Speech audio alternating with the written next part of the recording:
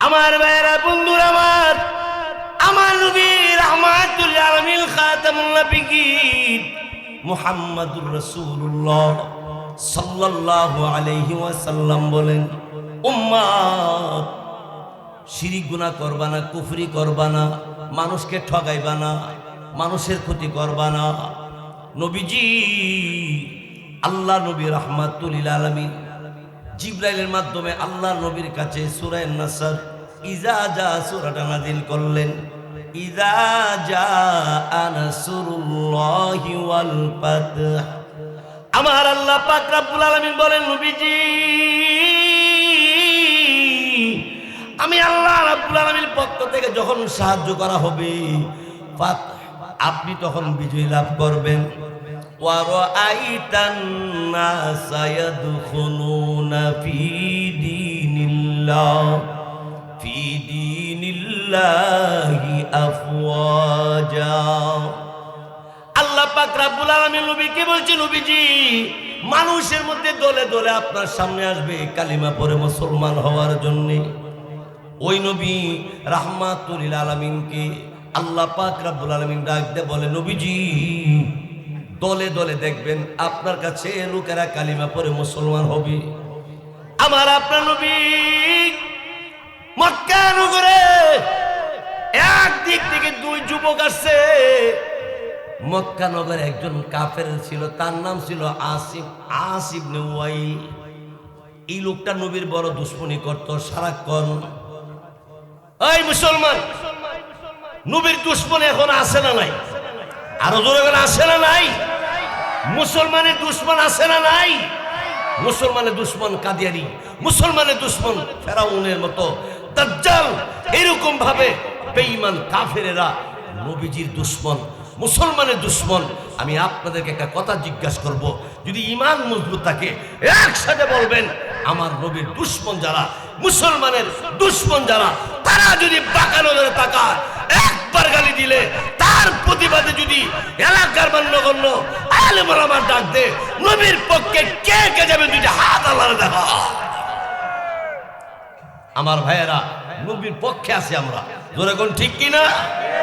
আল্লাহর পক্ষে আছি আমরা, আরো জোরে বলেন ঠিক কিনা? আমার ভাইয়েরা, তারপরে আমার আপনার নবী রাহমাতুল আলামিন কে আল্লাহ রাব্বুল আলামিন বললেন, নবীজি আপনি টেনশন করবেন না, দলে দলে লোকেরা আয়েশা কালিমা পড়বে। আহা, আস ইবনে ওয়াইলের দুই ছেলে বেঈমান, এই দুনো ছেলে আইসে নবীরে কতল করব, নবীরে বেইজ্জতি করব, নবীরে কতল করে লাইব, মাইরা লাইব। আস ইবনে ওয়াইল তার দুই ছেলেকে বলছে, এই আমার ছেলেরা মুহাম্মদকে আঘাত করতে পারবিনি। আস ইবনে ওয়াইলের দুই ছেলে ডাক দিয়ে বলল, বাবা মুহাম্মদের অস্তিত্ব আর থাকবে না, আমরা দুই ভাই যাইতে আছি। আমার আপনার নবী রাহমাতুল আলামিনের কাছে এবার আস ইবনে ওয়াইল দুইজন বেঈমান যুবক ছেলে নবীজির কাছে আসছি। আস ইবনে ওয়াইলের দুই ছেলে নবীজির কাছে এসে আল্লাহু আকবার, নবীরে কতল করবে এই উদ্দেশ্য আসছিল। আপনার আমার নবীর কাছে আসার পরে তারা তাকায় দেখে কাবা ঘরের দেওয়ালটা চকচক জলমল জলমল করতে আসি। এক ভাই আরেকবারে ডাক দিয়ে বলে, কি এই ভাই, কাবা ঘরের দেওয়াল কেমন যেন জলমল জলমল করতে আসি, চকচক করতে আসি, কিসের বাতি রে? এক ভাই আরেকবারে ডাক দিয়ে বলে, দেখতো লোকটা যে বসা, তার চেহারার আলোতে কাবা ঘরের দেওয়াল জলমল করতেছি। এবার আস ইবনে ওয়াইলের দুই ছেলে আমার আপনার নবীর কাছে যাইয়া বলে, নবীজি আমার আব্বা বলেছে আপনি বলে পাগল, আমরা আয়েশা দেখে আপনি পাগল নয়, আমরা আপনার কতল করার জন্য আসছিলাম। কতল তো করব না, তবে একটা কথা আপনার কাছে বলি, নবী গো আপনার কদমে আমরা দুই ভাই মাপ চাই, আমাদেরকে আপনি মাফ করে দেন।